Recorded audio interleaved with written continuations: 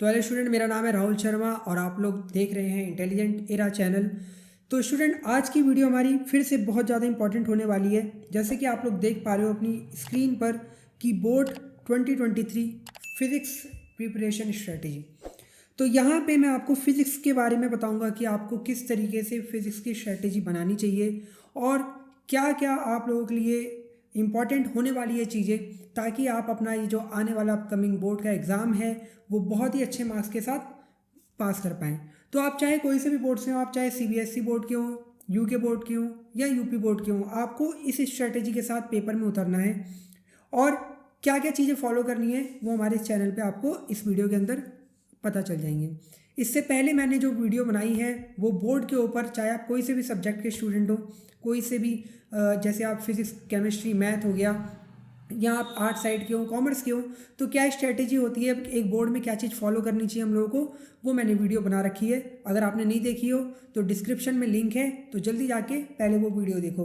उसके बाद हम बात करते हैं हम अपना मेन फिजिक्स की प्रिपरेशन स्ट्रेटेजी के ऊपर। तो स्टूडेंट, सबसे पहले तो हमें, जैसे कि मैंने आपको अपनी पिछली वीडियो में बताया था, कि अपने सिलेबस के बारे में ही पता होना चाहिए। तो यहाँ पे मैंने जो सिलेबस है वो मेंशन कर रखा है। सबसे पहले बात करते हैं हम चैप्टर्स की। तो जैसा आपको पता है कि चैप्टर में यूनिट है। सबसे पहली यूनिट है हमारी, क्या है चैप्टर पहली जो यूनिट है, इलेक्ट्रोस्टैटिक्स। और ये आपकी यूनिट हमारी 8 मार्क्स की आएगी। ठीक है, मैं बात कर रहा हूँ स्पेशली यहाँ पे यूके बोर्ड, उत्तराखंड बोर्ड वालों की मार्क्स की डिस्ट्रीब्यूशन की। बाकी स्ट्रेटेजी आप कोई से भी बोर्ड के हो ये फॉलो करो। सबसे पहले अपना सिलेबस देख लो, कितने कौन सी यूनिट में से कितने मार्क्स का आ रहा है, सबसे पहले ये चीज़। तो इलेक्ट्रोस्टैटिक्स के अंदर हमारे जो चैप्टर कवर्ड होंगे वो है इलेक्ट्रिक चार्ज एंड फील्ड। उसके बाद सेकंड चैप्टर आता है इलेक्ट्रिक पोटेंशियल एंड कैपेसिटर।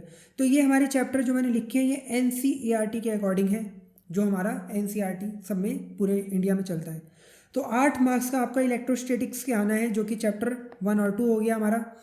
फिर इसके बाद जो हमारा अगला यूनिट है वो है करंट इलेक्ट्रिसिटी, सेकेंड यूनिट, जो चैप्टर नंबर 3 है। एक पूरी यूनिट है हमारी ये, इसमें एक ही चैप्टर है और ये अकेले आपका 8 नंबर में आएगी उत्तराखंड बोर्ड वालों में।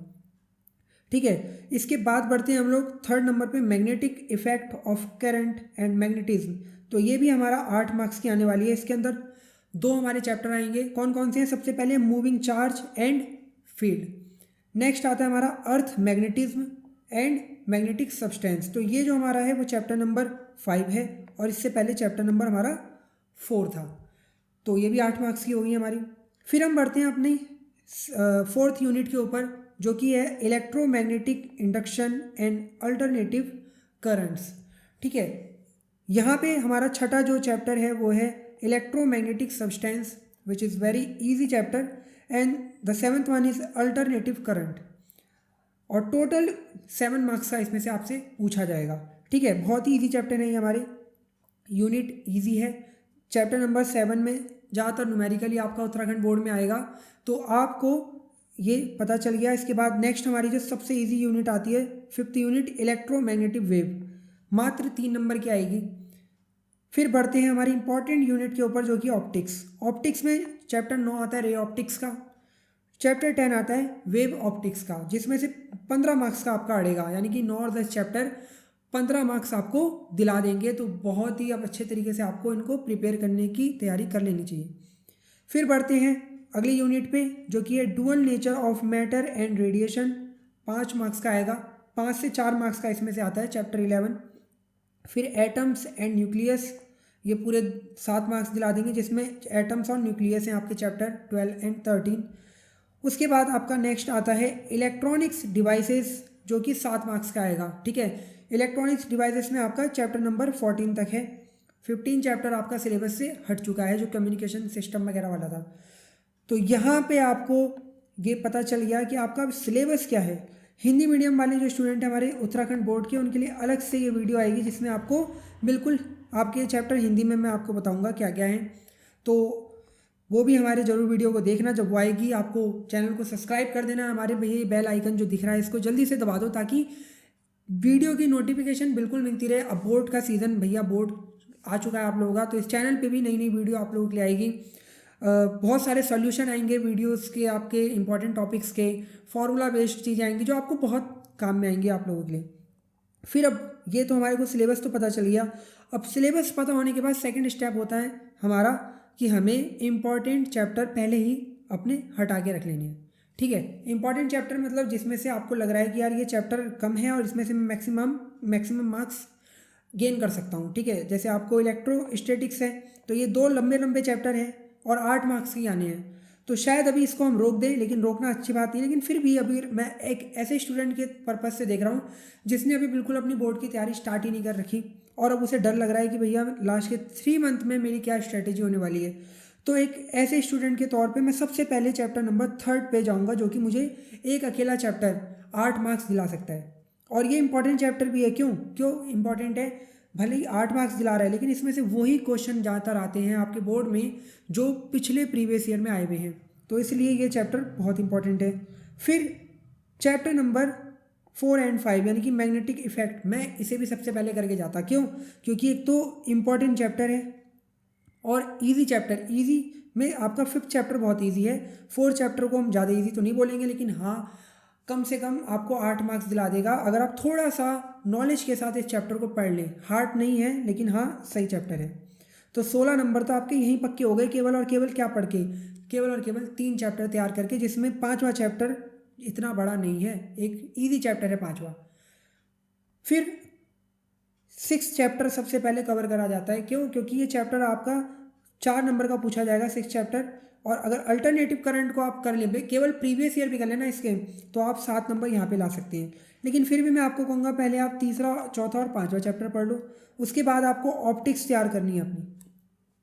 ऑप्टिक्स आपको पूरे 15 मार्क्स दिला देगी। अब आप सोच लो, आपने 16 मार्क्स यहाँ गेन करे, 15 यहाँ गेन करे, तो ये आपके 31 मार्क्स तो यहीं हो गए, केवल और केवल आपके 4 से 5 चैप्टर पढ़ने पे। तो सबसे पहले आपको अपने वो चैप्टर देखने हैं जो आपको मैक्सिमम मार्क्स दिला दें और ज़्यादा मेहनत भी नहीं करनी पड़े। मेहनत से मतलब है आपको बहुत ज़्यादा हर चैप्टर पे नहीं जाना है। अभी पहले वो चैप्टर उठाओ जो आपको पहले पास करा दे, ऐसे स्टूडेंट जिनकी बिल्कुल भी अभी तैयारी नहीं है। फिर how to prepare physics, physics को कैसे तैयार करें भैया? तो फिज़िक्स जो है हमारी, आपको पता है मेन जो कंपोनेंट होते हैं फिज़िक्स के, जो फिज़िक्स बनती है, ठीक है, नॉर्मली वो आपकी सबसे पहले थ्योरी से बनेगी। फिर डेरिवेशंस होते हैं फिज़िक्स के अंदर, कुछ फॉर्मूलेज, और फिर उसके बाद न्यूमेरिकल्स। तो अब डेरिवेशन और थ्योरी पे हम बात करते हैं धीरे धीरे। अगर हम ये सारी चीज़ें कवर कर लें तो हमारी फिज़िक्स खुद ब खुद एक बहुत ही अच्छे तरीके से हो जाएगी, हमारा सब्जेक्ट एक कमांड हो जाएगी हमारी। लेकिन अब हमें इनको पढ़ना कैसे है? तो सबसे पहले थ्योरी पे हम बात करते हैं। तो थ्योरी क्या चीज़ होती है? देखो फिज़िक्स में थ्योरी नाम की इतनी कोई चीज़ नहीं होती। जो आपके होते हैं वो लॉज होते हैं, ठीक है, लॉज आपको पढ़ने हैं। और जो भी आपके प्रीवियस ईयर क्वेश्चन आए हुए हैं बोर्ड में, ठीक है, आपको क्या करना है, आपको बुक बहुत सारी मिलती है मार्केट में, जैसा मैंने अपनी पिछली वीडियो में ही बताया। तो आपको प्रीवियस ईयर के जितने भी वो क्वेश्चन थ्योरी वाइज 1 मार्क्स के आए हुए हैं, 2 मार्क्स में भी कभी कभी पूछ लिया जाती है, कुछ क्वेश्चन कोई लॉ पूछ लिया जाएगा, तो आपको उनको पहले से तैयार कर लेना है अपनी थ्योरी के पोर्शन में। ठीक है, थ्योरी का पोर्शन आपका मोस्टली 5 से 6 मार्क्स का ही आएगा, उससे ज़्यादा का नहीं आ सकता बोर्ड में, क्योंकि कुछ है ही नहीं थ्योरी में इतना देने लायक। तो आपको ये तैयार करने हैं बिल्कुल। उसके बाद डेरिवेशंस, जो हमारी फिज़िक्स की सबसे पहले मैं कहूँगा स्टूडेंट की जान। क्यों? क्योंकि मोस्टली स्टूडेंट क्या करते हैं भैया, देखो न्यूमेरिकल्स हर एक स्टूडेंट का अच्छा नहीं होता फिज़िक्स के अंदर, तो वो थ्योरी और डेरिवेशन के बेस पे ही अपने पेपर को प्रिपेयर करके जाते हैं। तो डेरिवेशन को कैसे तैयार करना है? सबसे पहले आपको अंडरस्टैंड करना होगा तो कॉन्सेप्ट पूरे तरीके से आपके क्लियर होने चाहिए।